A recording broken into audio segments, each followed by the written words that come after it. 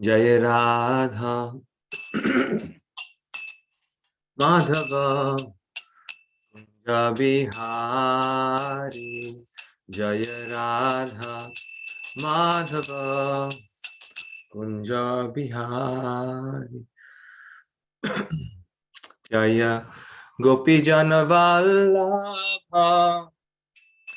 जय गिरिवरधारी, जय गिरिवरधारी,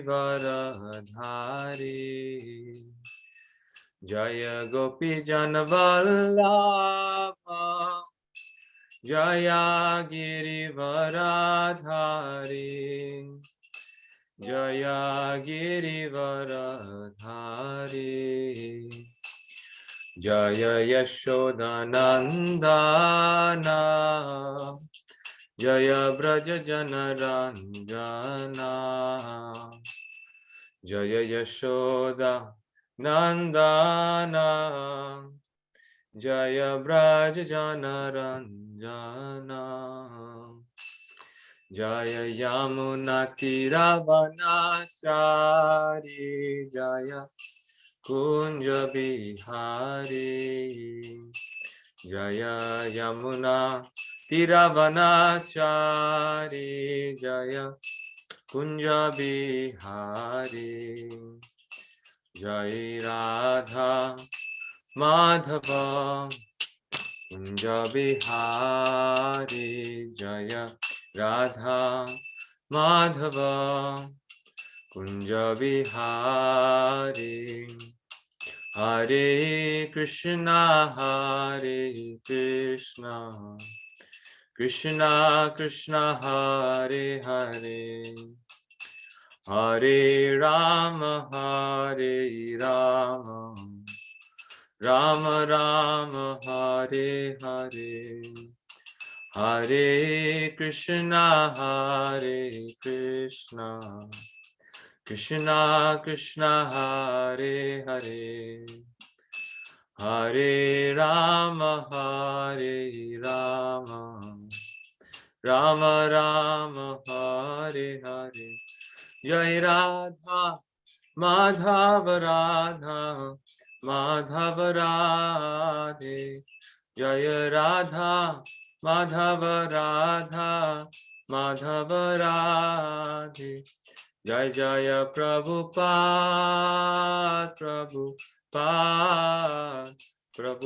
जय जय प्रभुपाद, निताय गौरा हरि बोल हरि बोल, निताय गौरा हरि बोल। श्री राधा माधव की जय, श्रील प्रभुपाद की जय, गौर भक्त वृंद की जय।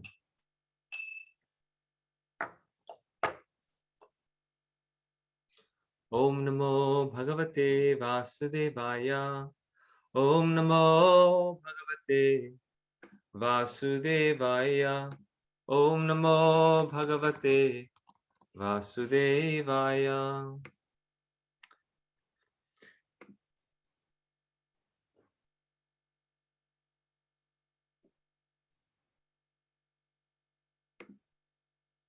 Okay, maybe this is better. Now you can see me better.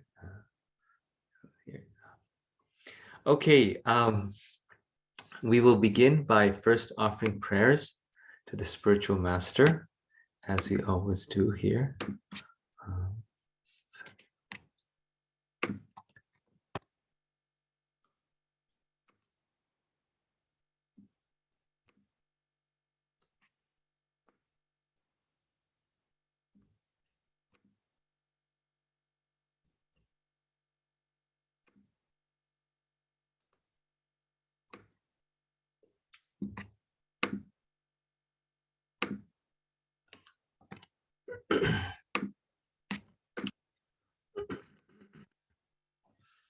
Om Jnanam Timirandhasya Jnananjana Shalakaya Chakshurunmilitam Jena Tasmai Shri Gurave Namaha.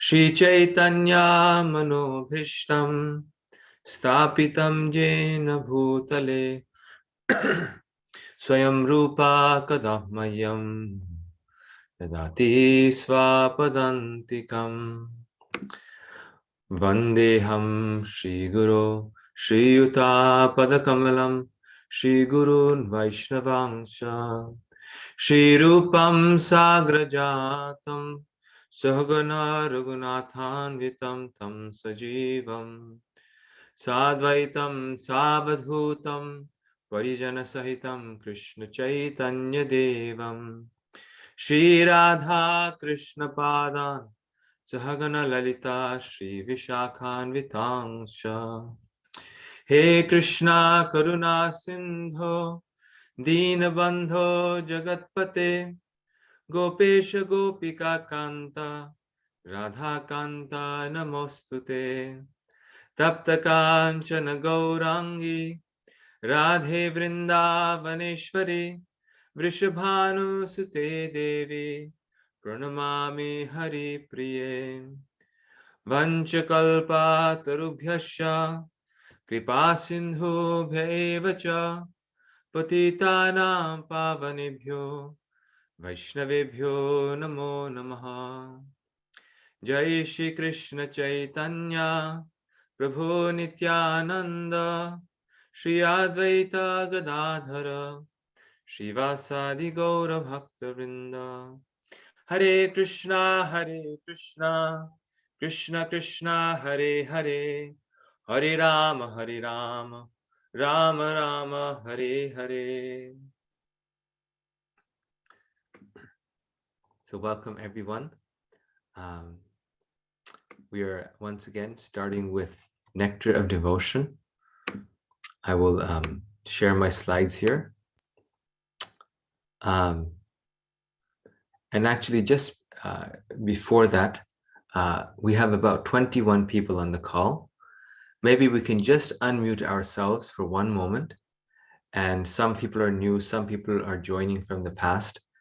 And we can just introduce ourselves. Just tell us your name and where you're joining from, which city, which temple. And that's all. Just very quickly, we'll just do it in a few minutes. So my name is Gopal Haridas and I live in Naperville. ISKCON Naperville is my temple. I am grateful to be here. So maybe I'll call out the names so it'll be easy. Anandi Radha Mataji. Jai Hare Krishna. Please accept my humble obeisance to Jai Srila Prabhupada. My name is Anadi Radha Dasi. I'm coming from Boise, Idaho, Boise Temple. Thanks, Prabhu, for letting me be a part of this. Thank you. Anadi Radha is actually joining us with someone else very special. He's not here right now, but he will be here every once in a while. He can't commit to the full program, but he'll be around. My husband. Yes, but I was referring to someone else who's there as well. Oh, yeah. Yes. Yes, I am pregnant. So we have a little Prahlad or I don't know what's the Dhruva Maharaj. No, the female version of Prahlad. So I wasn't sure. I don't know if it's a boy or girl. Maybe you know. But... Yeah, I don't know yet. Okay. I don't know yet. We'll find out in a couple of weeks. But yes, so we don't know. Maybe that personality is listening even more intently than any of us. So yes, that's why it's so important right now. Thank you. Thank you. Thank you so much for joining. Hare Krishna. Thank you. Vishnu Priya Mataji.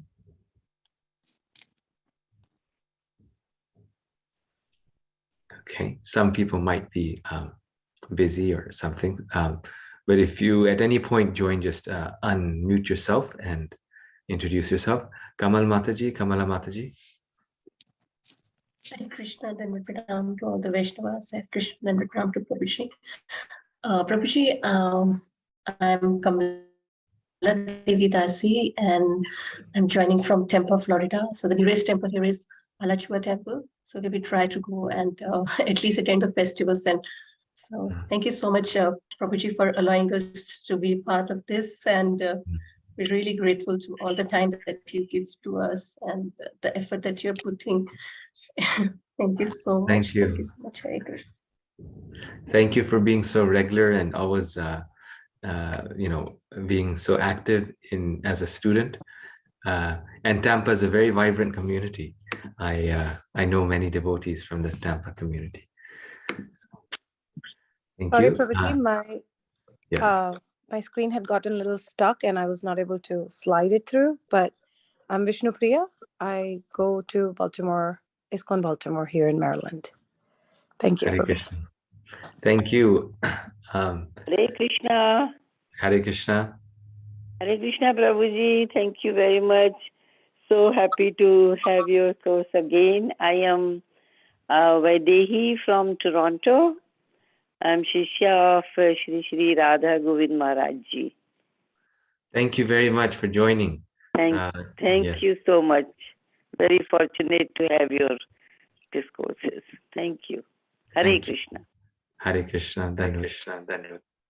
Hare Krishna, Dandavat Pranam to all devotees, all glories to Srila Prabhupada. My name is Priyanka and I am from ISKCON Bhubaneswar, Gaur Govind Swami Maharaj's temple. And it feels so nice after a long time I'm being able to sit through the classes. Otherwise, mostly it is depending on the recordings of Prabhuji. And thank you so much for giving us such an opportunity for studying with you. Hare Krishna, Dandavat Pranam. Thank you for joining all the way from India. Hare Krishna. Hare Krishna, Prabhuji, Dandavat Yes. Pranam. This is Anandmay Krishna Das from New Jersey. Thank you, Prabhu, for guiding us through this Bhakti Shastri course and enlightening us with all the knowledge. Thank you, Prabhu. Thank you, Prabhu. Are you still in India? Prabhu, I came back about 2 weeks ago. Okay, I see. You're back. Well, Thank you always, Prabhu. You and your family are always very very dedicated to studying Prabhupada's books. So yes, thank you. Meera Mataji. Hare Krishna Prabhuji. Hare I'm Krishna. Krishna Priya Devi Dasi Hare and Krishna. Hare Krishna Prabhuji, and I belong to Tobacco Temple, New Jersey, and live in Wayne, New Jersey. And I'm very grateful to join again. Thank you so much for joining. Yes. Radha Param. Hare Krishna. Hare Krishna. Hare Krishna Prabhuji, Pranams Prabhuji, all glories to Srila Prabhupada. I am Shraddha and I am joining from Charlotte and I go to ISKCON Charlotte Prabhuji. Thank you for your wonderful association. Thank you for joining. Hare Krishna. You're also in a very very nice place. ISKCON Yes, Charlotte. Prabhuji. Yes, thank you Prabhuji. Thank you. Hare Krishna. Hare Krishna, Prabhuji, Dandavat Pranam, all glories to Srila Prabhupada. This is Vinita Gandharvika Devidasi from College Station, Texas. And this is the last course for me, Prabhuji.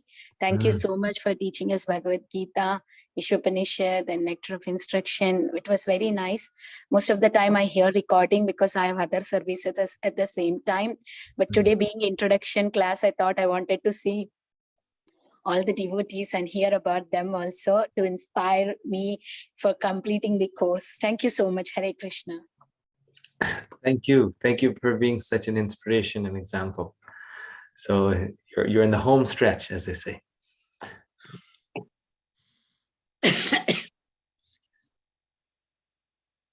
And Dandavat to all the devotees. I am Radha Bhakti Devidasi from India, from Pune. And I'm a disciple of Radhanath Maharaj. And thank you so much for your classes. This is my last book. Oh, wonderful. Yes. Yes. Thank you for your classes. That's all I have to say. Thank you. Yes, thank you for being so consistent. And I didn't realize it's your last book, but I'd seen you join many times. Yes. Yes. Thank you. Hare Krishna. Hare Krishna. Hare Krishna Prabhuji. This is Jyotsna Devi Dasi from Raleigh, North Carolina. I am associated with the Greensboro Temple. I could not be regular in the Bhagavad Gita session. I was there in a Nectar of Instruction and Ishopanishad. I am just praying to be able to be regular here and be able to learn here. Hare Krishna. Dandavat Pranam to all the devotees. Hare Krishna. Dandavat Pranam. Thank you. Thank you so much for joining. Actually, that's why we're doing this, to give people inspiration to be regular. So we all have that challenge because life is so busy. Yes. Hare Krishna. Hare Krishna, this is Champaklata Sakhidasi from Atlanta. We are from Atlanta Temple. Thank you so much for giving us these nectarian classes. I finished Bhakti Shastri with you in the previous course, but it's so addictive that every time this class goes on and Prabhu teaches, I feel like there is so much new to learn and so much more we can develop that love for Srila Prabhupada books. So thank you so much for taking us through the journey of all 4 books. We are very, very, very grateful to you. Thank you, Mataji, for joining always and giving such nice questions and comments, and for completing the Bhakti Shastri, but still having the inspiration to hear it again. So yeah. Actually, my Guru Maharaj, when I finished Bhakti Shastri, I mentioned this, I think before, I finished it and I went to him and I was telling him that I finished Bhakti Shastri. And he said, "Oh, how many times have you finished?" I said, "Oh, I finished." He's like, "Oh, you should do it." I said, "I finished." He said, "Oh, you should do it again and again and again. You've only done it once. You should do it many times." So this is the thing. Yes, the first time I'm just getting warmed up. So Prabhu, actually those lines were my inspiration. And I still remember what Maharaj told you. And every time Maharaj comes in Atlanta, he asks the first question that how many of you read Bhagavad Gita every day? And then raise your hands. So I remember Maharaj instructions. Always he advises everybody to read Bhagavad Gita every single day. So I hope I'm also able to do 5 to 6 times Bhakti Shastri under your guidance and help and inspiration. Well, Mataji, actually, the way to keep doing it is to teach it. This is why I started teaching it. Because after he said that, then I sort of took it as an instruction that, well, I have to keep doing it. But if you're going to keep doing it, then might as well start teaching it. And by teaching it, one has to study it even more seriously, right? So yes, Prabhu. Yes, Prabhu. By your inspiration, I started 2 years back Bhagavad Gita with kids on Zoom. And now this Gita Jayanti officially will finish the first round of Bhagavad Gita. So thank you so much, Prabhu. Thank you. Thank you for your all the inspiration. inspiration. Thank you. Hare Krishna.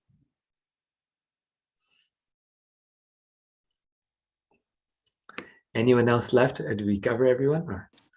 Hare Krishna Prabhuji, this is Radha Leela Devidasi. I'm also from ISKCON Baltimore. I'm doing the course with Vishnu Priya Mataji. Thank you for allowing us to be part of your course and your association. Thank you so much for joining and for inspiring all of us. ISKCON Baltimore is very, very dynamic. So having both of you is like adding extra energy to our Bhakti Shastri. Thank you so much. Yeah. Hare Krishna Prabhuji, this is Kishore from ISKCON Farmington Hills, Michigan. Hare Krishna. Hare Krishna. I couldn't continue in the last session, so I'm doing this Nectar devotion in this session. Thank you for giving this opportunity, bro. Thanks for your service. This is your last book, right?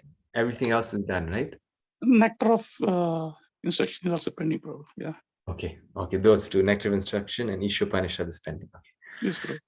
Very nice. Very nice. Even these, I think you took the classes, but you just need to take, so this is kind of review for you. Yes, Prabhu. Yes. Very nice. Thank you, Prabhu, for joining. Thank you, everyone, for joining. Hare Krishna, Prabhu. Yes. Hare Krishna. Hare Krishna. Prabhu, my apologies. I joined a little late, so I didn't know you were calling out names, and I just jumped the line and introduced myself. So forgive me. I didn't know it was like you were calling out names. Sorry. No, I wasn't actually calling out names. I wasn't. People were just jumping in, and then once in a while, if I would see someone, who hadn't spoken, I would call out their name. So you're right on the dot, Prabhu. Okay, thank you. Thank you. Okay, so we are ready to begin now. This is an image of Srila Prabhupada with his disciples. Why is the Nectar of Devotion such a special book? Why is it that Srila Prabhupada made this one of the 4 books that every devotee should study as part of their Bhakti Shastri course? He wanted all of us to do the Bhakti Shastri degree. It's a special course. It's a special book because Srila Prabhupada in Los Angeles, when he was sitting on the Vyasasan, after this book was published, he picked up the Nectar devotion, he showed it to everyone, and he said, this is the law book of the Krishna consciousness movement. The Nectar devotion is the law book of the Krishna consciousness movement. Why the law book? Because we are all known as Rupa Nugas. We are followers of Rupa Goswami. In the Chaitanya Charitamrita, it's described how Sri Chaitanya Mahaprabhu particularly empowered Rupa Goswami.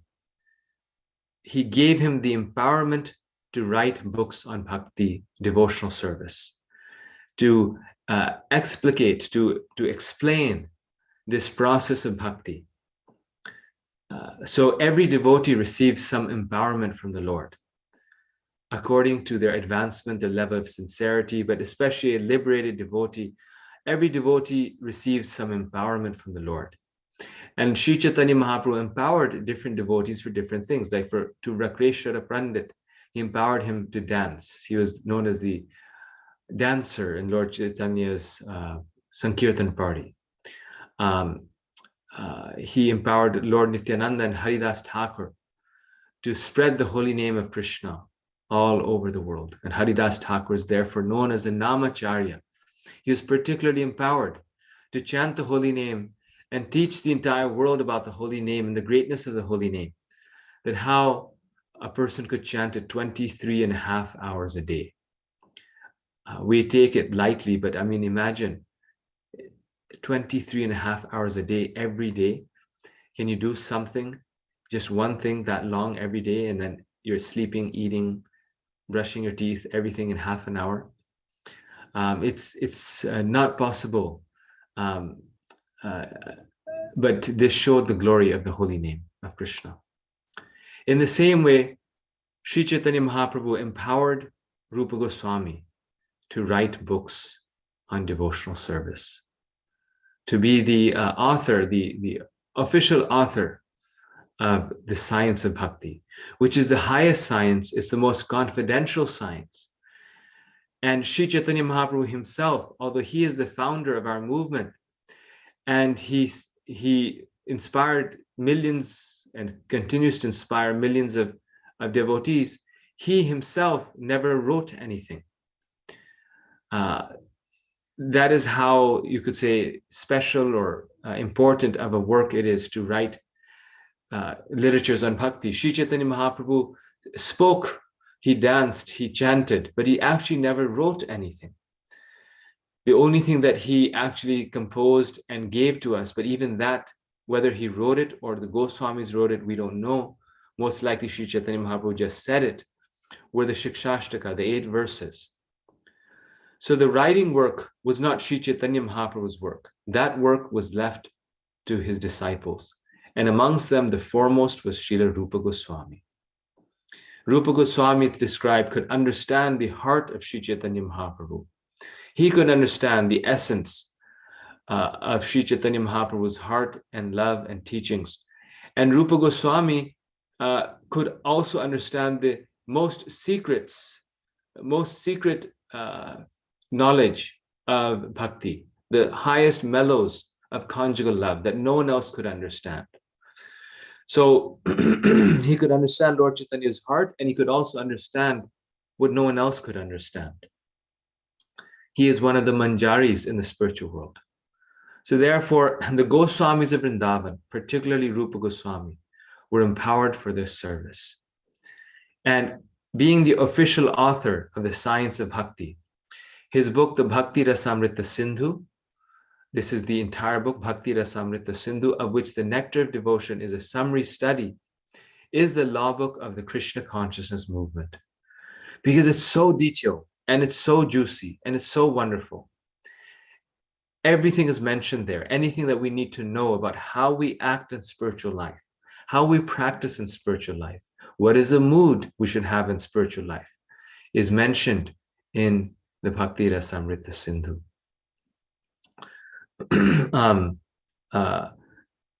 This book is so vast that Srila Prabhupada decided to give us a summary study. so that we could actually get through it. But translations of the Bhakti Rasamrita Sindhu are available. His Holiness Bhanu Swami has translated it with the commentary of Jiva Goswami. The other Goswamis were writing commentaries on his books because he was the most revered. So Jiva Goswami wrote a commentary on Bhakti Rasamrita Sindhu that's been translated by Bhanu Swami. It's available on Amazon. You can download it as a Kindle book or order it as a book. So the entire book, verse by verse, is available in English as well. But what we are interested in is to study the Nectar Devotion, which is Srila Prabhupada's translation and explanation of the Nectar of Devotion.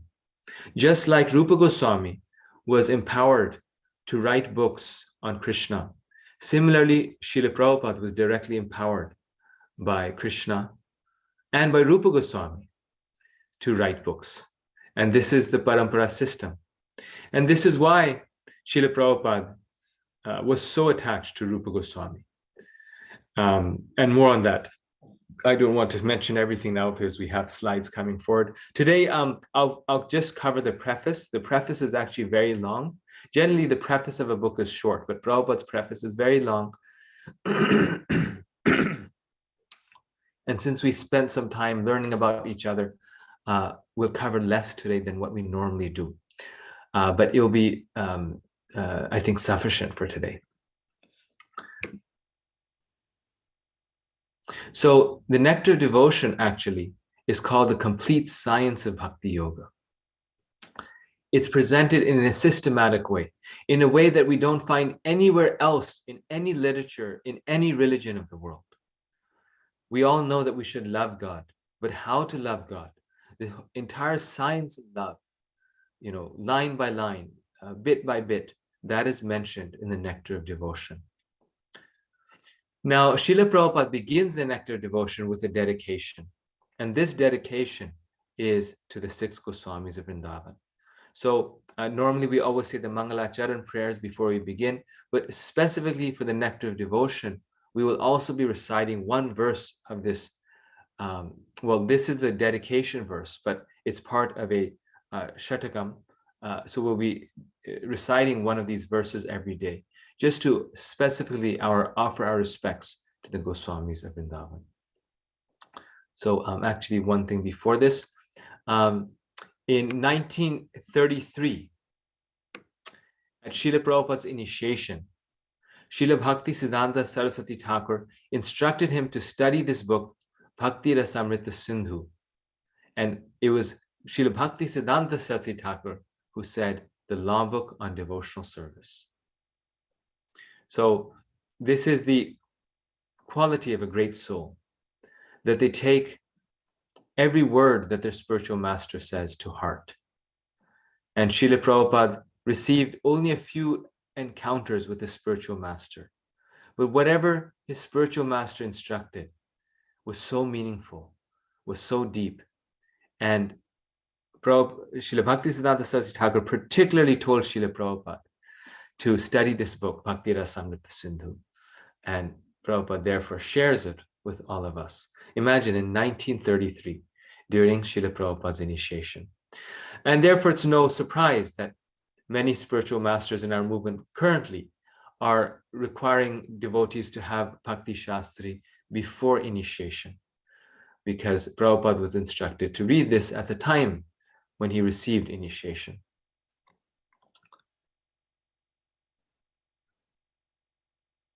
I just want to make sure where that verse is. Okay, I think I lost it. Change the order.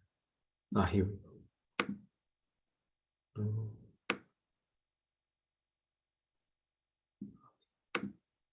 Yes, okay, here we go. So I'm just going to, so this is the dedication verse of the entire Nectar Devotion. So you can sing along. Nana Shastra Vichara Naika Nipuno Sadharma Sanstapako Lokanam Hitakarino Tribhuvane Manyau Sharanyakaro Radha Krishna Padaravinda Bhajana Nandena Mattaliko Vande Rupa Sanatano Raghujugo Shri Jiva Gopalako. I offer my respectful obeisances unto the six Goswamis, namely Shri Sanatan Goswami, Shri Rupa Goswami, Shri Raghunath Bhatta Goswami, Shri Raghunath Dasa Goswami, Shri Jiva Goswami, and Shri Gopala Bhatta Goswami, who are very expert in scrutinizingly studying all the revealed scriptures with the aim of establishing eternal religious principles for the benefit of all human beings. Thus, they are honored all over the three worlds, and they are worth taking shelter of because they're absorbed in the mood of the gopis and are engaged in the transcendental loving service of Radha and Krishna. So here the Goswamis of Vrindavan are being glorified because of their great sacrifice of studying all the revealed scriptures and writing them, sharing them with all of us. So this is, they're teaching us by example how the devotee is always scrutinizingly studying this revealed scriptures. Srila Prabhupada in one place said that we should not just read these books, we need to study them. One disciple came to Prabhupada and he said, "You must study my books," Prabhupada told him. So again, this is why the course, we can just read it, but why are we studying? Because Prabhupada asked us to study it. Because the Goswamis of Vrindavan were studying the revealed scriptures. Because by studying it, we can actually take it to heart. Sometimes we read things and we read it, but it doesn't register. Like we're reading it, but we don't actually realize what we're reading and what is being said. But by studying it, by answering questions on it, by doing homework, by taking examinations, we actually get an opportunity to scrutinize it, see how it's applicable for our own life, how it's not just theory, but we have to put the theory into practice, and how it benefits our heart. So this is the beauty of the Goswamis of Vrindavan. Here you see a beautiful image of the six Goswamis. They set the highest example for all of us. They slept very little. They ate very little. So they didn't leave us any excuse for not studying the scriptures, because generally we find that we don't have time, but they set the standard by saying we can still find time somehow or the other by spending time in studying the scriptures. So now I'll start again from the beginning here. I apologize.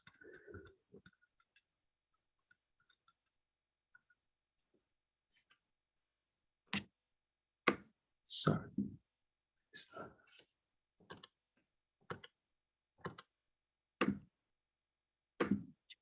So here are the objectives, lesson 1. We're going to try to explain the title of Bhakti Rasamrita Sindhu. What is the meaning of this, the title of the book, which is very significant. Discuss the significance of Srila Rupa Goswami, which I started to do, but we'll go deeper into this. Very important that we appreciate Rupa Goswami before reading his books. And then identify Prabhupada's purposes in writing the Nectar devotion and discuss their relevance.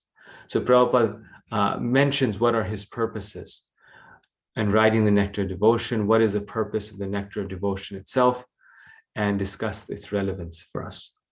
So entering the Bhakti Rasamrita Sindhu.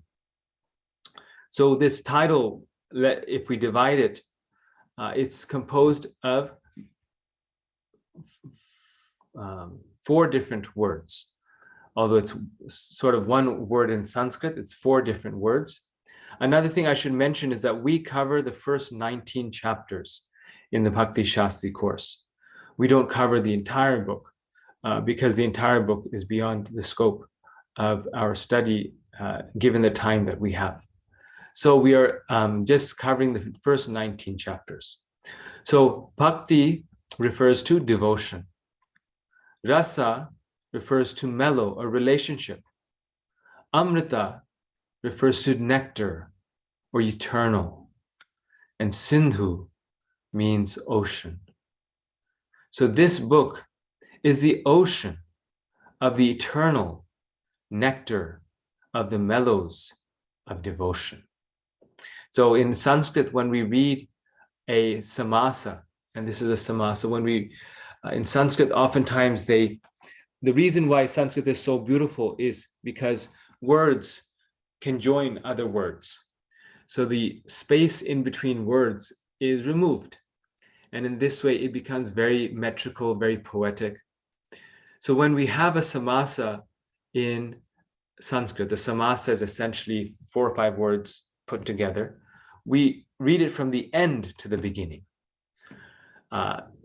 when we put it into English. Generally speaking, not always, but most samasas, we read it like this. So right in the title, Rupa Goswami is telling us the significance, the importance, the beauty of what he's about to describe.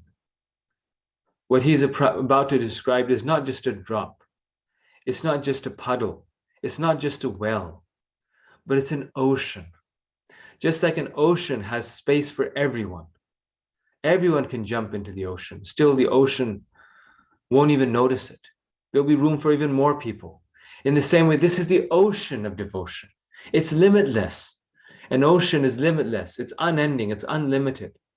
In the same way, bhakti or devotion to Krishna is limitless. An ocean has unlimited waves that are crashing into the beach. In the same way, this ocean of devotion has unlimited mellows, unlimited nectar that's crashing into all of us who are dry without this ocean of devotion. So first and foremost, it's an ocean. Sri Chaitanya Mahaprabhu also says this, right? Cheto darpanamarjanam bhava mahadavagni nirvapanam shreya kayana vachandrika vataranam vidya vadhu jivanam.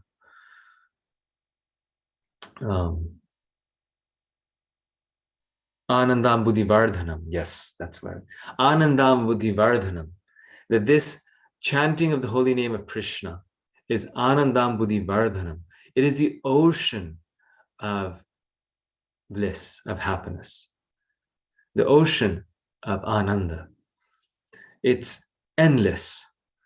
This is why it's so nice, because all Ananda in this world, there is Ananda in this world, and we are searching after it because there is some happiness in this world, but it's like a drop. It's not an ocean, but when we chant the holy name purely, it's an ocean of nectar. So in the same way, this is the ocean of what? Amrita, the nectar. It is the nectar. Nectar is very tasty. Nectar is very nourishing. Nectar is eternal. So it's not ending. The happiness in this world, even if we get a lot of it, and we're like, Bill Gates and we have, or Elon Musk, and we have the unlimited amount of money, although they're not so happy, obviously. But even if we have so much money, it's not eternal. They are constantly fighting old age. They look older. They're becoming older, and one day they will die, leaving all that money behind. So this ocean is eternal. This nectar is eternal. And what is this? This is not just bhakti devotion, but this is bhakti rasa. This is the mellow. This is the relationship of devotion. This is the nectar of a perfect relationship of love with the Lord. And this mellow is not anything impersonal, but a specific, particular, sweet relationship with Krishna. And it is bhakti. It is nothing other than love, unalloyed love. So this is what this is what the subject matter of the nectar of devotion is. It is bhakti rasamrita sindhu. The subject matter is completely present in the title itself. Such a beautiful meditation here. And so Prabhupada translates it as the nectar of devotion. It's a summary, right? So he summarizes the title. He makes it even simpler. It's the nectar of devotion. And these two words are there in the original Sanskrit title.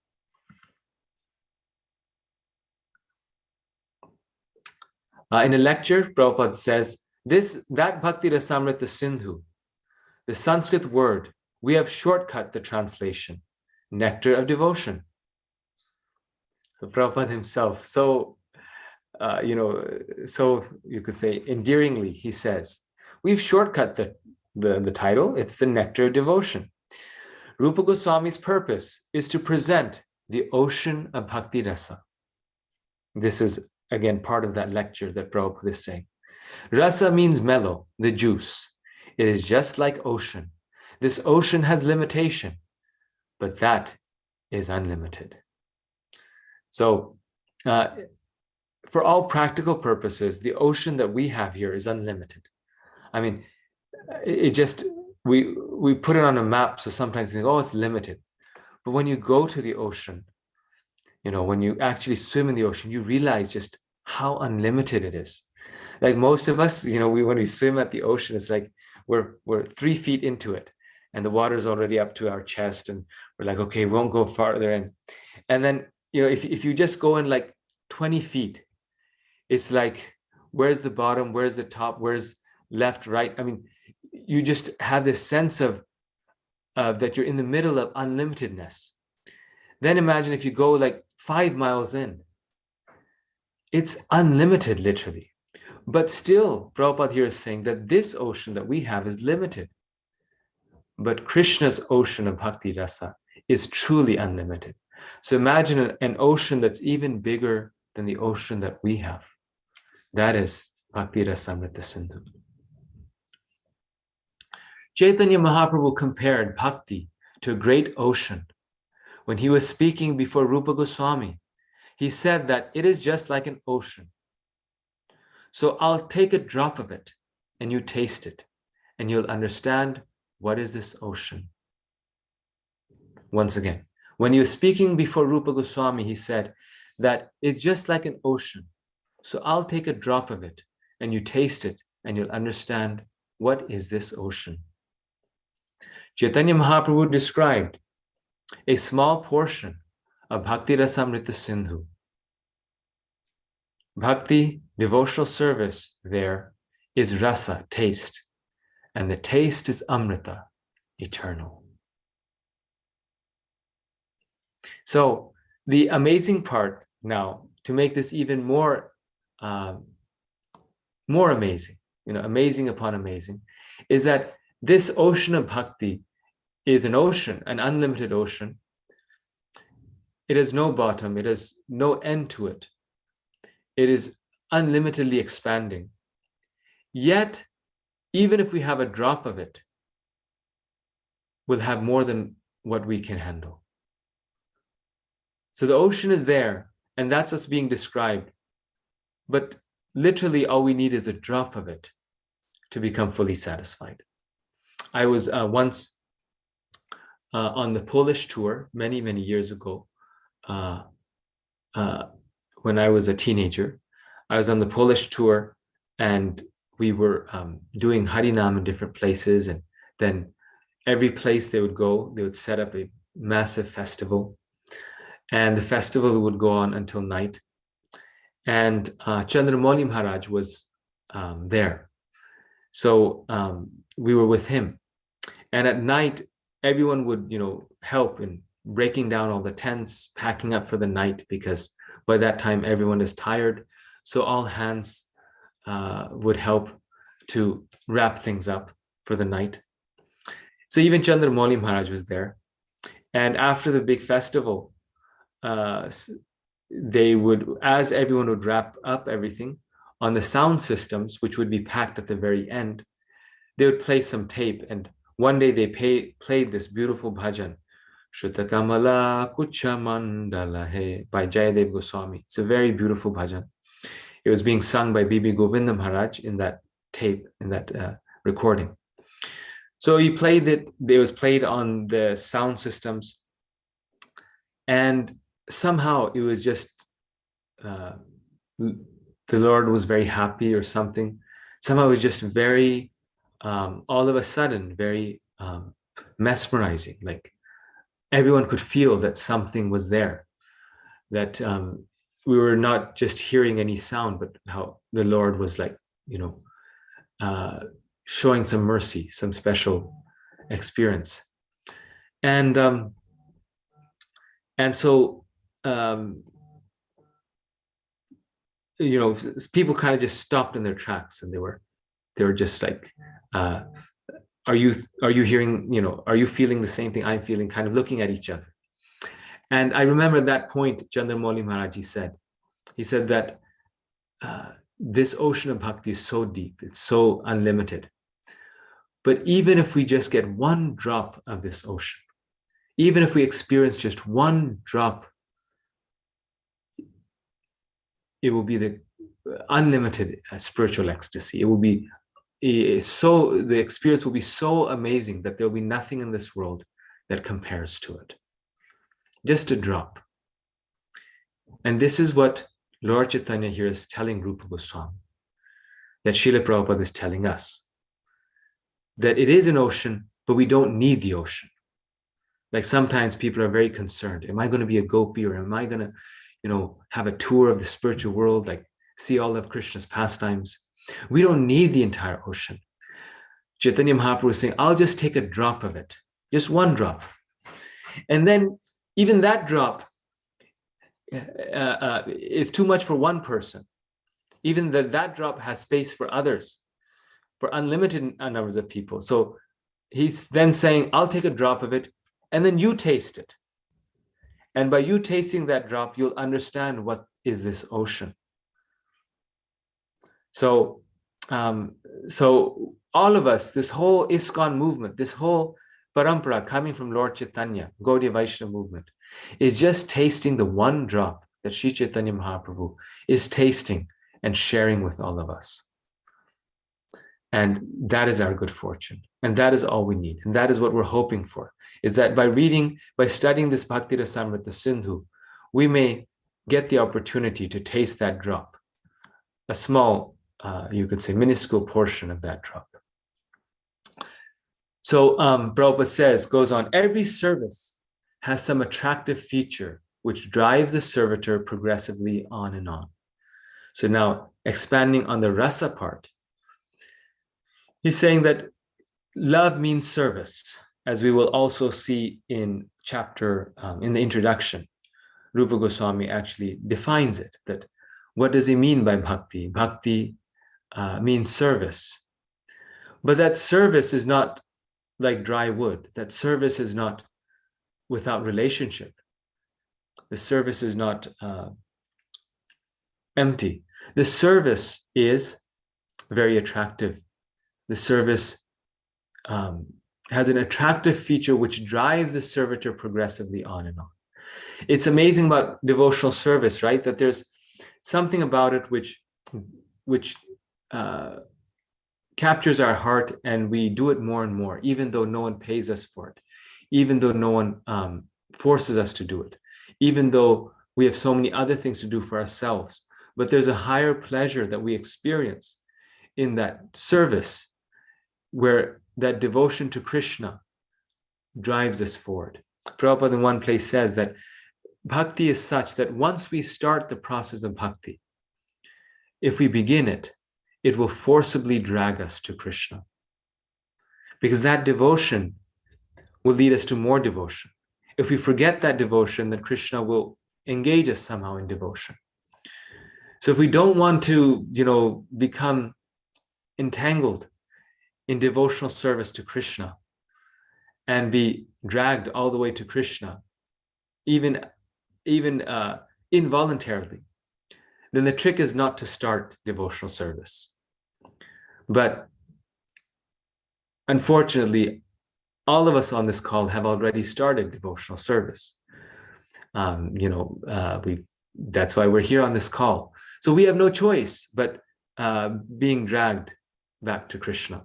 And that's why the key thing is that we need to just keep serving, keep reading, keep chanting. That's the key. Everything else, the process itself will do. Of course, we have to be mindful, we have to do it conscientiously.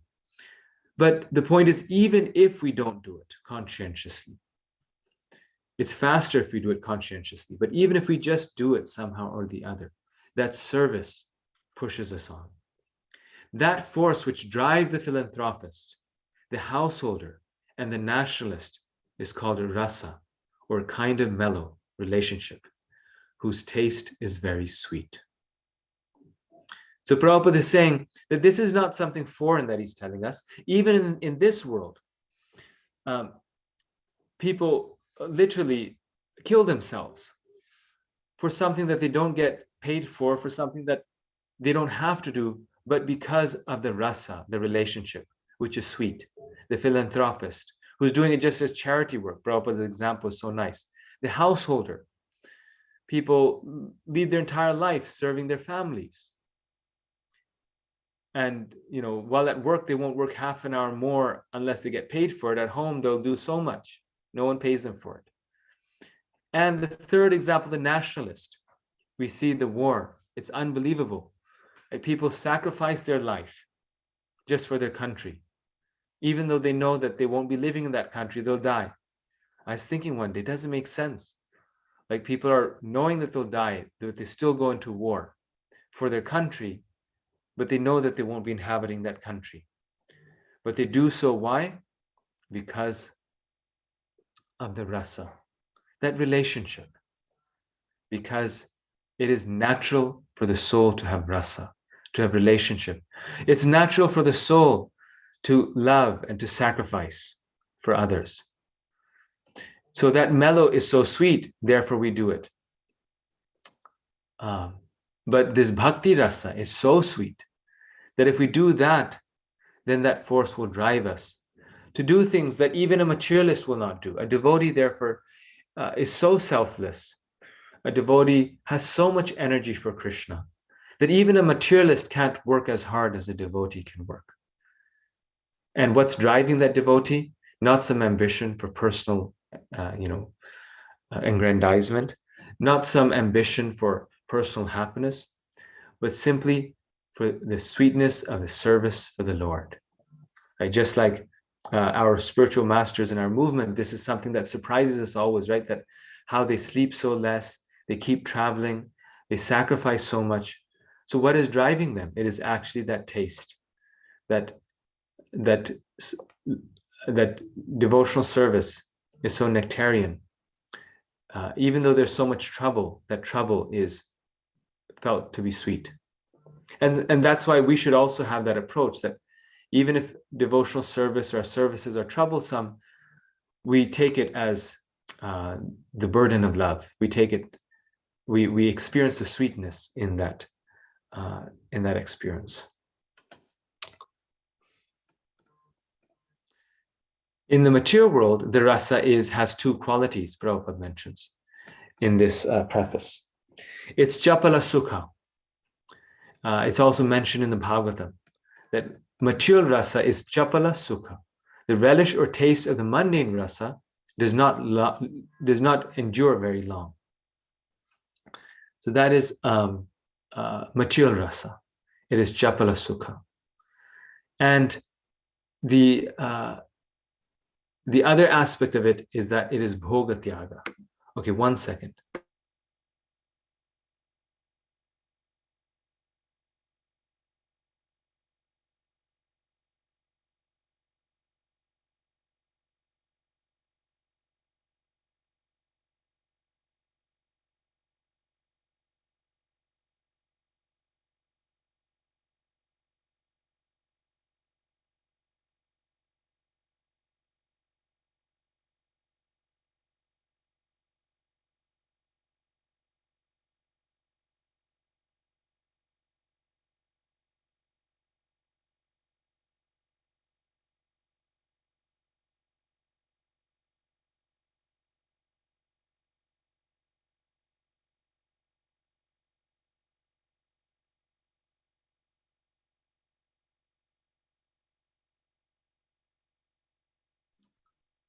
I apologize. Someone needed their Gita exam. So I was just, they're calling me because they're taking the exam right now. And the second thing about material rasa is that it's bhoga tyaga. The position of alternating sense enjoyment and renunciation. So in material rasa, we like it for some time and then we don't like it, right? New lovers are crazy about each other, and then after that they don't like each other, right? This is the topic of all the films and all the all the Hollywood and Bollywood films. So we have to be very conscientious of this, that material rasa has these two aspects. It is it doesn't endure very long. So the top 40 hits are only the top 40 hits for 1 week. And then after that, they're no longer the top 40 hits. And secondly, bhoga tyaga, where we like to enjoy it, and then we like to renounce it and then enjoy something else. But bhakti rasa, however, is amrita, the mellow relished in the transcendental loving service of the Lord, does not finish with the end of life. It continues perpetually and is therefore called amrita, that which does not die but exists eternally. So the nature of bhakti rasa is that it's amrita. It continues forever. It's eternally present. So therefore, it is very, very special because it doesn't finish.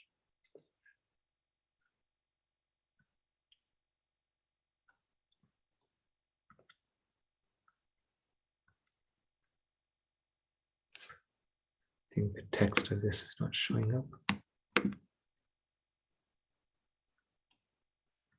Okay, and then we went over these verses. So Prabhupada says, the Goswamis, they wrote so many books just to establish what is real religion. Why? They're simply doing welfare activities for the people in general. So writing books is actually very hard work.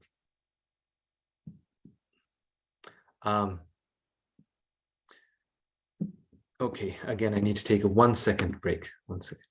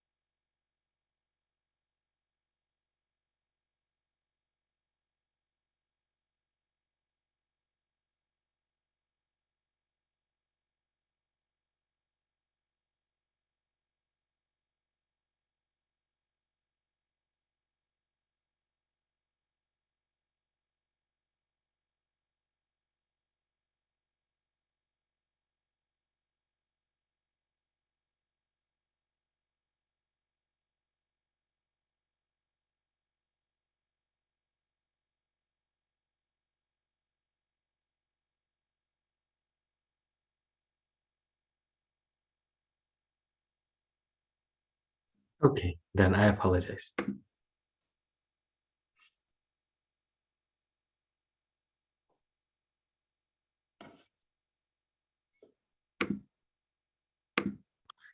So it's a lot of work to write books. It's actually very painstaking work.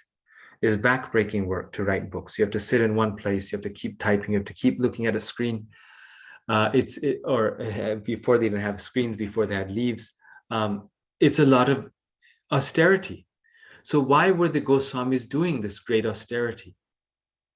Simply for lokanam hitakarunai, simply for the welfare, for the benefit of all people.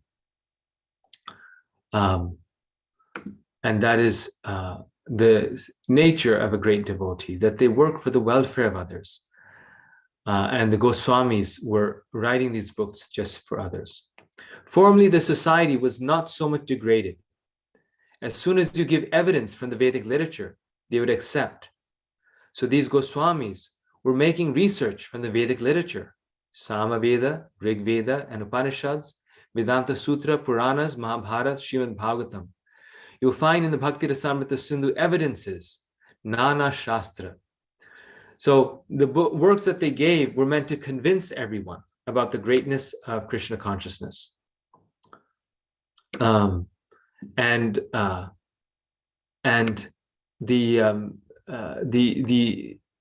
society was such that if you gave evidence from the scriptures, they would accept. So in order to convince them, they had to give evidence from the scriptures, and this way they would accept. There's actually a great lesson here, a very important principle here that is being mentioned to all of us through this, is that the devotee does whatever it takes to convince people of Krishna consciousness. So at that time, the way to convince people was by giving evidences from the Vedic literatures, and that's why the Goswamis did that. In today's society, the evidence is generally people want scientific evidence. The evidence is science. You know, people, you say, oh, the Rig Veda says this, and say, oh, what Rig Veda? Oh, that old book that's not important for us. You say the Upanishads say this, and they say, you know, the Upanishads don't make any sense to me, or I don't take them seriously. What they do take seriously is science. And this is why Prabhupada had so many of his disciples do scientific preaching. He specifically instructed them to have a BI leg of ISKCON. He had Bhakti Sarup Damodar Maharaj lead it. And why did he do that? If we have the Vedic scriptures, what is the need? Because in today's time, this is the way to give evidences for spiritual subject matters. Even though our faith is not based on science, it's used as a way to argue, to make a case for the scriptures. In the same way, if people are, taking,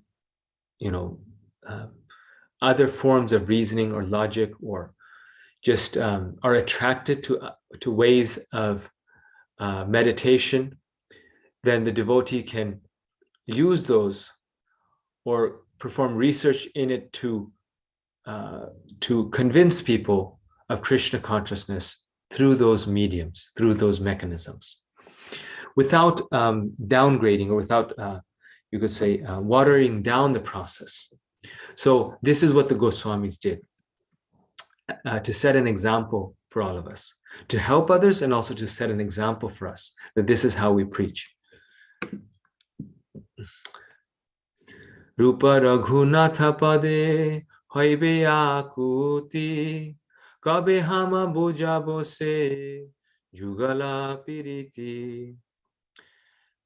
And why is it so important for us to read Nectar of Devotion? Because Srila Narottam Das Thakur, in his Prarthana, he says, when I am eager to understand the literature given by the Goswamis, then I shall be able to understand the transcendental loving affairs of Radha and Krishna. So we all want to know, when can I understand this conjugal loving affairs of Radha and Krishna? And Narottam Das Thakur is giving us the path. When we're eager to read the literatures of the Goswamis, then we will be able to understand. So now our next point that we were going to discuss, who is Srila Rupa Goswami? Srila Rupa Goswami Prabhupada, Prabhupada has written, who has established within this material world the mission to fulfill the desire of Lord Chaitanya. So when will he give me shelter under his lotus feet? So this is written in the Prema Bhakti Chandrika, in the Mangalacharan, and Srila Prabhupada repeats this so many times in his own invocations. We actually just recited it. Vandeham Shri Guru Shri Yutapadakamalam Shri Gurun Vaish Shri Rupam Sagrajatam Sahagana Raghunathan Vitam Tam Sajivam Shri Rupam Sagrajatam. So he's offering respects to Rupa Goswami as well. Srila Rupa Goswami, who has established within this material world the mission to fulfill the desire of Lord Chaitanya. When will he give me shelter under his lotus feet? So he is, his mission was to establish the mission of Lord Chaitanya. That was what he appeared for, and therefore we need his shelter. He is known as Rupa Manjari in the spiritual world. The meaning of the Rupa Nuga, Prabhupada says we're all Rupa Nugas, is the second part, again, is two words, is Anuga, which means follower. So Anuga means follower. And Prabhupada says the Krishna consciousness movement is conducted under the supervision of Srila Rupa Goswami. So Rupa Goswami is our top supervisor. It's under his supervision. We're his follower. We are called Rupa Nuga. Anuga means following, going, following the footsteps of Rupa Goswami. So as the Rupa Goswami is following his predecessor, Chaitanya Mahaprabhu, so we have to follow our predecessor. Then we will be successful. So just like Lord Chaitanya was following, Rupa Goswami is following, we have to follow him. In Golok Vrindavan, Srimati Radharani is lovingly served by 8 principal gopis, of whom Lalita Sakhi is her dearest friend. These intimate maidservants of Srimati Radhika are assisted by the 8 main manjaris, with Sri Rupa Manjari being the leader. So, the great position of Srila Rupa Goswami is being revealed here to us by Srila Prabhupada. He's saying how Srimati Radharani has 8 principal gopis, and among all the millions and millions of gopis, 8 are most principal. Now, these 8 principal gopis are assisted by 8 main manjaris, who are the 8 main servitors of the gopis. So the gopis are so special. The servitors of the gopis are many, many millions, unlimited. Of them, 8 are the principal servitors, the manjaris, are servitors of the gopis. Now, the leader of them is Srila Rupa Goswami, Rupa Manjari. Therefore, he is actually the supervisor of anyone who is trying to be the servant of the gopis. Now, you might say, oh, but the gopis are more important for us because we want to be the gopis. No, no. Chaitanya Mahaprabhu said, Gopi Bharatu Padakamaryor Das Das Anudas. That our goal is to be the servant of the servant of the servant of the gopis. See, the gopis are the servitors of Krishna.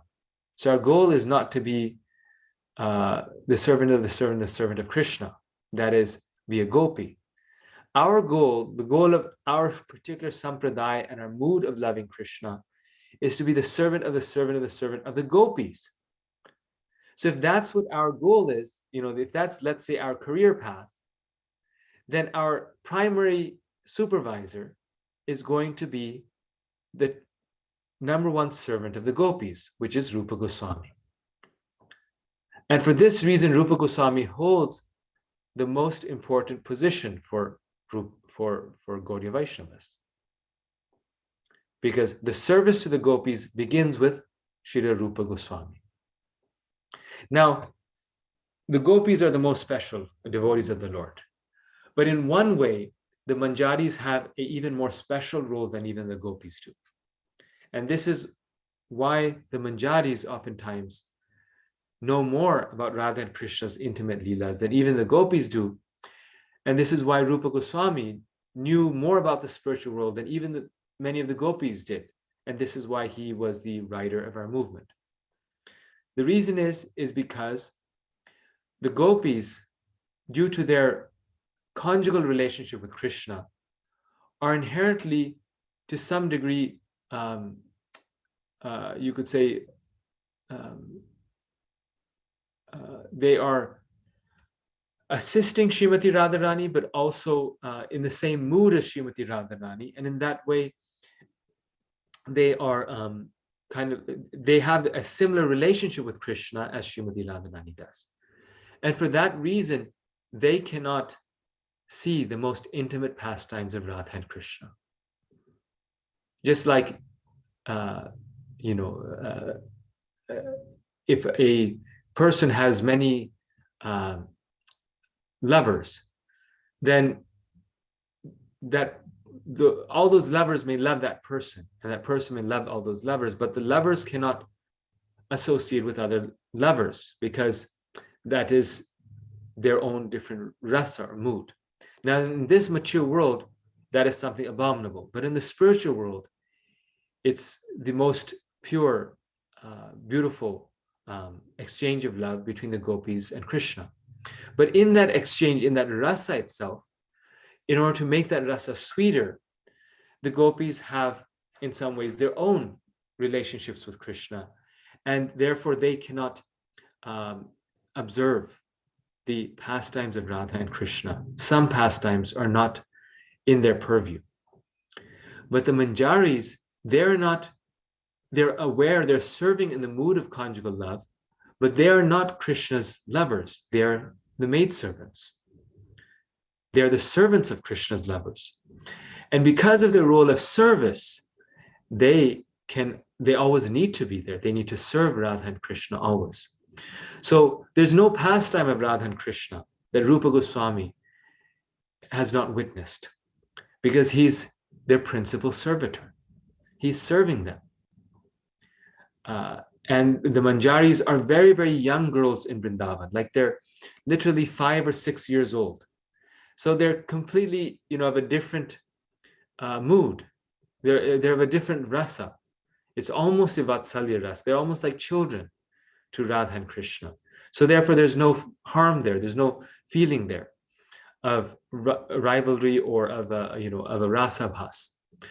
So on account of their being so innocent, so small, and they're being in the service mood, they can actually enjoy, relish Srimati Radharani and Krishna's pastimes even more than the gopis can. They know more about it, and therefore Rupa Goswami is perfectly poised to write about it. This is why the Manjaris are so special. Our hope is to be the servant of the Manjaris in some ways. The gopis are kind of, that's too far ahead. Just like a great person in this world, no one may be able to access them. Like if you want to talk to President Biden, then my gosh, you have to, you have to do something really outstanding or be a really big person in this world to have association with him. Yet, the person who's his, the person who dresses him every morning and combs his hair, he's like a nobody, right? He might be just, he has a degree in beauty science and has, maybe obviously they'll be expert, they'll be kind of the best in their trade, but no political background, no power, and yet they may spend hours with President Biden. They may, his masseuse may massage his body, may see him without his shirt on, and we are only seeing him from a distance, and or governors of this country can only see him with a suit and tie on from a far distance and get 5 minutes with him a year, or not even that. So how is that possible? Because the servants, even a very great person needs servants, and the servants can associate freely with someone who is so exalted, and that is Shri Rupa Goswami. They please the sweet divine couple by carrying messages, by preparing tasty beverages, stringing fragrant flower garlands, etc. Another nice example is like the cooks, right? The cooks to the presidents and these prime ministers and things. They are, asking, how did you like this preparation, serving them, and all they know is how to cook. Yet they get personal association. And this is Rupa Goswami. He's offering Radha and Krishna beverages, flower garlands, doing the service of carrying messages. So they carry the messages. So what does that mean? They know all the messages. The gopis might not know because these are secret messages between Radha and Krishna, but they know because they need to carry it. So again, that intimate relationship, so much is there. Before the creation of this cosmic manifestation, the Lord enlightened the heart of Lord Brahma with the details of the creation and manifested the Vedic knowledge. In exactly the same way, the Lord, being anxious to revive the Vrindavan pastimes of Lord Krishna, impregnated the heart of Rupa Goswami with spiritual potency. By this potency, Srila Rupa Goswami could revive the activities of Krishna in Vrindavan, activities almost lost to memory. In this way, he spread Krishna consciousness throughout the world. So Krishna empowers his devotees. He empowered Lord Brahma to be the head of our sampradaya, Brahma Madhva Gaudiya sampradaya, and to be able to give the Vedas to his children Narada and to everyone, this whole universe. In the same way, this most confidential knowledge is impregnated in the heart of Rupa Goswami. And he could therefore spread Krishna consciousness throughout the world. And he's continuing to do so through his literatures. He is the Brahma of our movement. Srila Rupa Goswami is described as the Bhakti Rasacharya. I mean, just amazing. His glories are unlimited. Srila Rupa Goswami is described as the Bhakti Rasacharya, or one who knows the essence of devotional service. He is the Acharya of Bhakti Rasa. So just like we have Haridas Thakur, who's Namacharya, Rupa Goswami is Bhakti Rasa Acharya. His famous book, Bhakti Rasamrita Sindhu, is the science of devotional service. And by reading this book, one can understand the meaning of devotional service. Now, one thing here I want to mention is that whenever we are reading Prabhupada's books, we are reading Rupa Goswami's Bhakti Rasamrita Sindhu. And this is why those of us who are reading Prabhupada's books, and devotees in this movement, this is why they understand the meaning of devotional service. Because they are reading the content of the Bhakti Rasamrita Sindhu in Prabhupada's books. So we shouldn't think that only those of us who've read the Nectar of Devotion carefully understand the meaning of devotional service. Yes, if we read, we will certainly understand. But even those who are reading the Bhagavatam or reading Bhagavad Gita with Srila Prabhupada's purports are also reading the Bhakti Rasamrita Sindhu. Because Srila Prabhupada puts the meaning of devotional service in the purports to these books, even if these books don't talk about devotional service in the way that the Bhakti Rasamrita Sindhu does directly. Of course, the Bhakti Rasamrita Sindhu itself, sort of academically speaking, is none other than the Bhagavatam systematized. So the science of devotional service comes from the Bhagavatam and it becomes organized or systematized by Rupa Goswami. Plus more, he adds more, specific things about the process of bhakti that may not be there in the Bhagavatam. But Bhagavatam is exactly that. But even other books, like the Perfection of Yoga, Science of Self-Realization, Bhagavad Gita, where Krishna doesn't exactly describe all the different rasas and love, the love of the gopis, etc. But all of that is there because of Prabhupada's purports in all of his books. So now we come to a very important connection between Rupa Goswami and Srila Prabhupada and us. And why, again, Rupa Goswami is so special. Prabhupada accepted sannyas on September 17th, 1959. He moved to an upstairs room at the Radha Damodar temple and concentrated his energy on translating into English and purporting the Srimad Bhagavatam.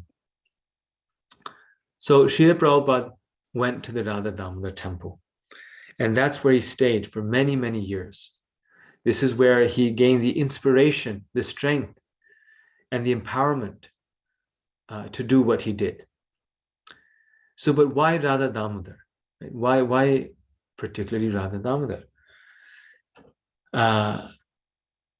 Prabhupada had a room in Radha Damodar, and there he mentioned that from his room, from at the location of Radha Damodar, the entire spiritual world is visible.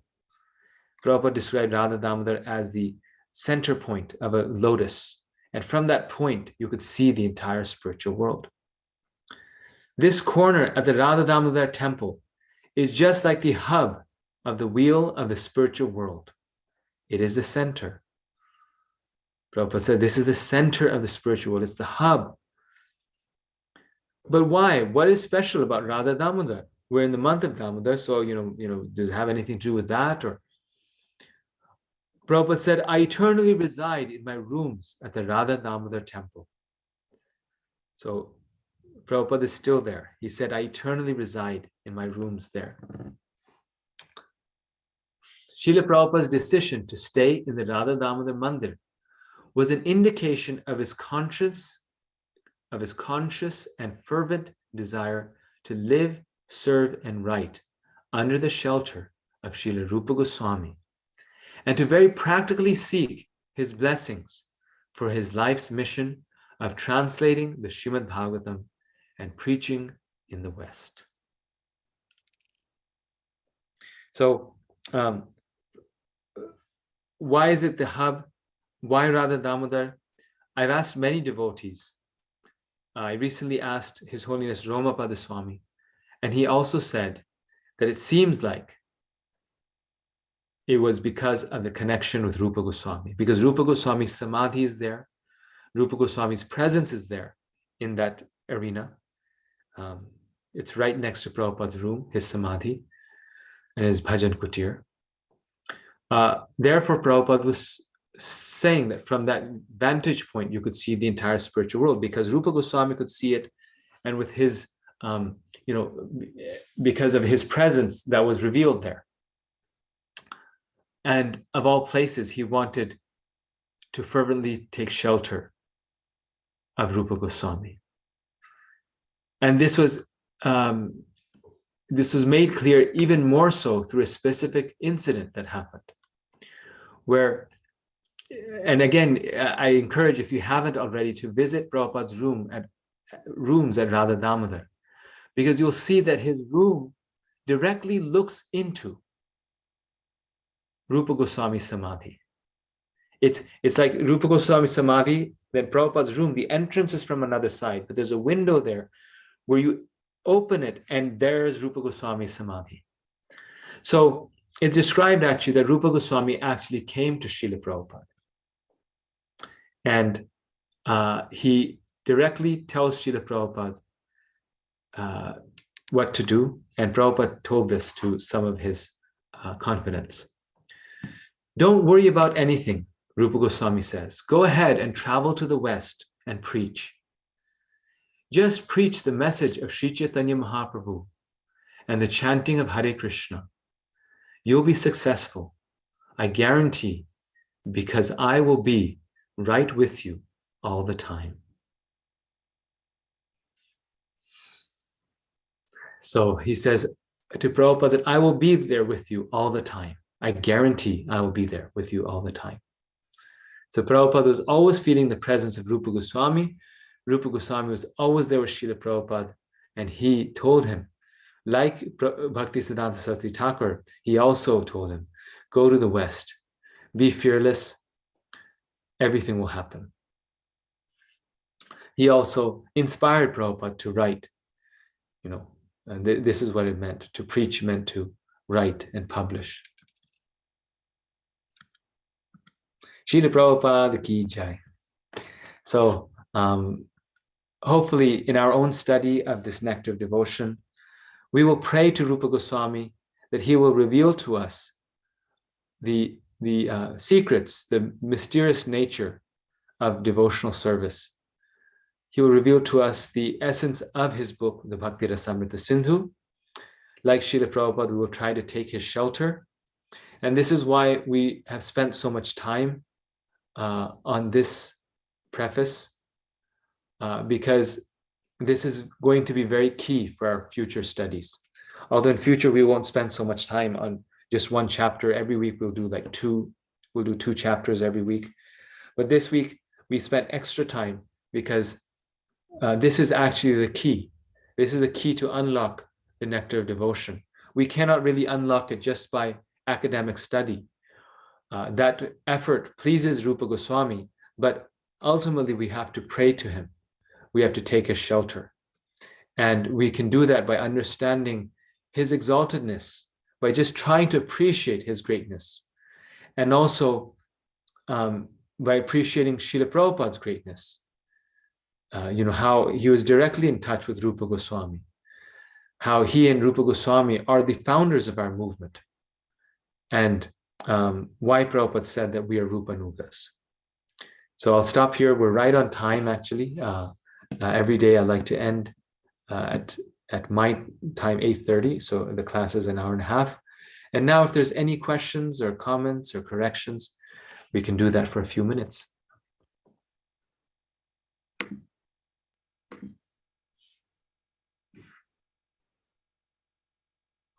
Hare Krishna, Gopal Hari Prabhuji. My name is Roshni. I'm from ISKCON of Tobacco, New Jersey. Thank you for giving us Bhakti Shastra in today's lesson. So my question is that how should we read along the Nectar of Devotion chapters as you give this presentation every Saturday? So it's your choice. You can read before or after.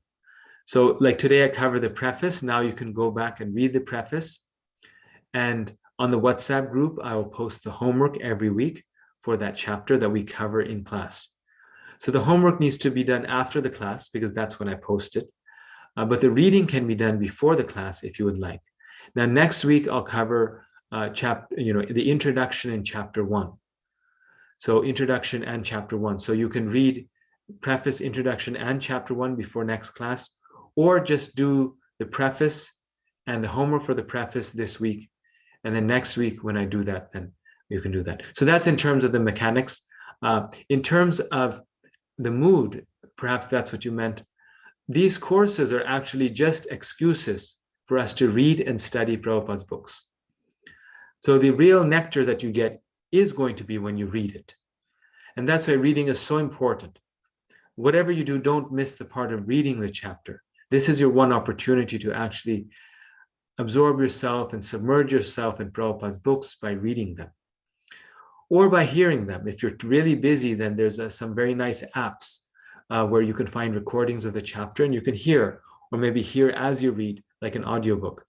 So in all these different ways, you can approach the reading, but the reading needs to be done in the mood of wanting to absorb ourselves in Prabhupada's writing and to ask for his blessings while we read. Thank you very much, Prabhuji. Hare Krishna. Thank you. Nice question.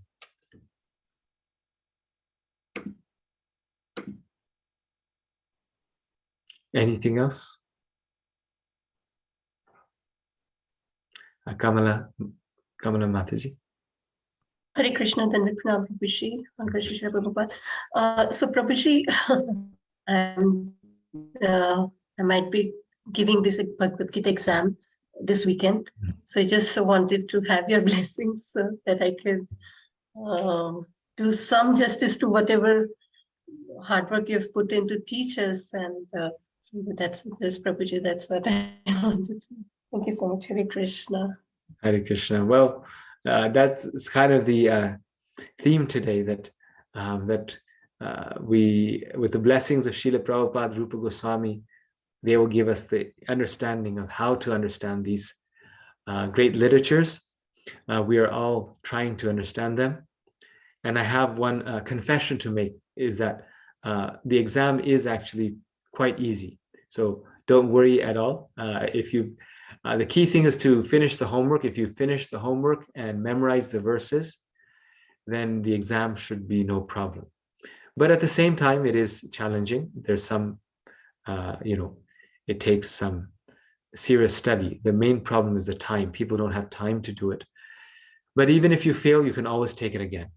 So there's in spiritual life, there's always a second chance. But you'll go through with flying colors. So we know that. So thank you. Hare Krishna. Anything else? Hare Krishna Prabhu, this is Anari. Hare Krishna. Hare Krishna.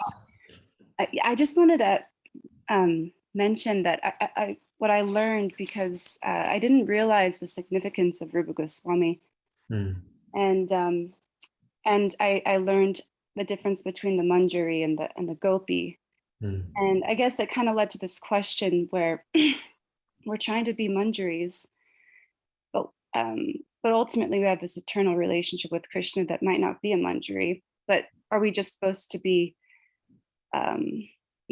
constantly trying to be in that mood, even if, like, for example, we're not there yet, or maybe, it's a little esoteric of a question, but yes, the idea is that we're just trying to, really get that mood of being the servant of the gopis instead of Krishna. yes.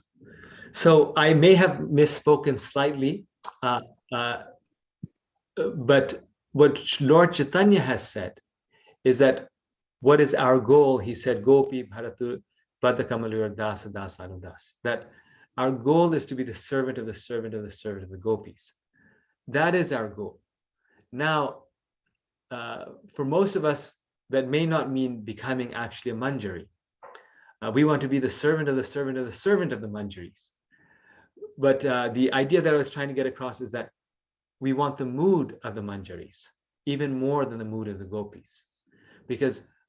Not because I said or someone, because Lord Chaitanya said that our goal, his sampradaya, what he is teaching is to become the servant of the servant of the servant of the gopis. He's teaching us how to be the servants of the gopis 1,000 times removed, not the gopis themselves. So that should be our mood, that, there's no question that I can be a gopi. Even though the spiritual master may reveal one day when we are qualified that actually we are a gopi. It's possible, right? But the mood that we're going with is that we're the servant, the servant, the servant of the gopis. Similarly, like you're saying, a person may be a cowherd boy. They may be Krishna's servant. But still the mood will be that I want to be the servant of the servant of the servant of the gopis. Because this is what Lord Chaitanya's movement is. Now, this is a big topic, and some people say, well, the only reason why we are actually, the only reason a soul will come in contact with, the only reason we will have a contact with Lord Chaitanya's movement is actually if we have this, our spiritual identity is this conjugal rasa. But I don't think that's true, because in Lord Chaitanya's own movement, there's Murari Gupta, and there's so many devotees who were in other rasas with Krishna, not just in the Gopi rasa, in the Madhurya rasa. They were in other rasas. However, they were all aware of the rasa of Madhurya rasa, and they're all serving in that mood of being the servant of the servant of the servant. And because the gopis are the dearest devotees of Krishna, they do have the highest position by default. If we're the servant of the servant, we're the servant of the servant of the gopis. So, just to correct, our goal is not to be a Manjari. Our goal is to be in the mood of the Manjaris, which is the servant of the servant, the servant of the gopis. Yeah, thank you so much, Prabhu. Yeah, yes, it's a big difference. Thank you. Yes, and we may one day be a Manjari, or we may be a gopi or whoever, but we at this time are just praying to be their servants. Yes. Thank you for that nice comment. Very perceptive question and comment. Hare Krishna, Prabhu. Hare Krishna. Prabhu, you mentioned that even if you, like, when you do devotional service, and even if you don't do it with full heart, if you just do it as, you did not say about duty, but I'm just making it a little more. So if you do it as a duty, will that count as well? Because sometimes it happens, we are so occupied in many different things, and we just don't get that taste. We just do it for the sake of doing all 16 rounds. So how to get out of that, and will that count? Because sometimes I feel like, what is the point in doing when your mind is somewhere else? Yes, very nice question. So there's a verse in the Bhagavatam, very nice verse, which actually may also have been quoted by Rupa Goswami in the Bhakti Rasamrita Sindhu. And this verse is Akama Sarvakamo Va Moksha Kama Udaridi Tivrena Bhakti Yogena Yajeta Paramapuman. That even if one has no desires, no material desires, akama, that person is free from desires, or kama, or one is full of material desires. Even if one is full of material desires, if one is free of material desires or full of material desires, akama sarva kama va moksha kama, or one has a desire for liberation, which is also considered a material desire, because it's not just a desire for service, but we want to be liberated. Moksha kama, that tivrena bhakti yogena. If one performs intense, tivra, strong devotional service to Krishna, that person will still reach the highest destination. So this is the beauty of the process of bhakti, that we are full of desires, or we are of material desires, or we have no desires, whoever we may be, whichever level we are at, if we're engaged in intense devotional service, meaning very intensely practicing the process, it will lead us to perfection. So that doesn't mean that we don't try to give up our material desires. It doesn't mean that we don't try to focus our mind on Krishna. We try to do all those things. But the key thing that we try to do is to make and increase our devotional service to Krishna, and make it very, try to serve Krishna, do devotional service, read, chant about Krishna, because that will then help us come to the stage of focusing our mind on Krishna. So you're absolutely right that focusing our mind on Krishna is very important, but how do we do it? Like artificially, I've tried so many times, but my mind still goes away. So the way to do it is to engage in the process of devotional service even more. But trying always, aspiring always to do it conscientiously, intentionally.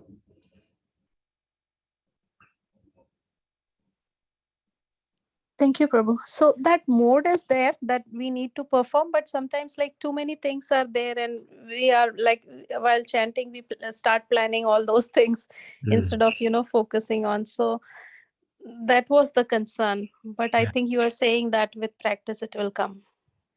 Well, again, nice point that you bring up, because the focus in chanting is not a mechanical thing, actually. Yes, we have to make the endeavor, like, rise early in the morning, do it when there's less distraction. But actually, the focus in chanting develops in us when we develop the third verse of the Shikshashtaka, which is more humble than a blade of grass, more tolerant than a tree. When we are living our life in that way, then automatically our mind and our heart will be attracted to the holy name when we chant it.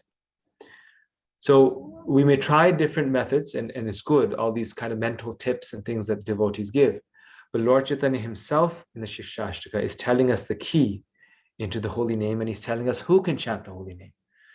Only those people who are more humble than a blade of grass and who are more tolerant than a tree can chant the holy name of the Lord constantly.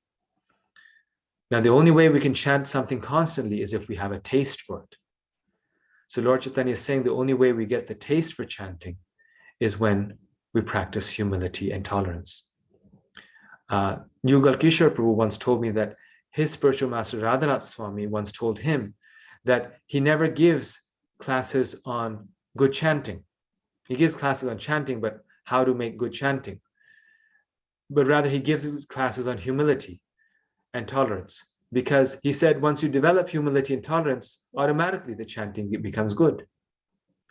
So you see, so the point is that that this is why we are not exactly like Buddhists who, really focus on the meditation, and when they meditate, they really just sit and meditate, and they just meditate. And why didn't Prabhupada do that? Why didn't he teach us to do that? Why didn't our acharyas, put as much focus on it as Buddhists do? Because on one hand, it is our effort, and Krishna appreciates when we try to chant attentively, and we need to do that. But on the other hand, they put more emphasis on humility and tolerance and all these devotional qualities, because when we are serving devotees, then the holy name manifests itself to us. And this is why spiritual life is a complete package. There's no holy name without devotees, and there's no devotees without the holy name. It has to be both. There's no holy name without service to devotees, and there's no service to devotees without holy name. And Prabhupada, although the holy name is everything, he was still encouraging people, serve, do devotional service. Why? So yes. Yeah, it makes perfect sense, Prabhu. Thank you so much. Thank you. Hare Krishna, Prabhuji. I have a question with the previous discussion of the question. So, Prabhuji, you said that different devotees like Murari Gupta and all had different mood.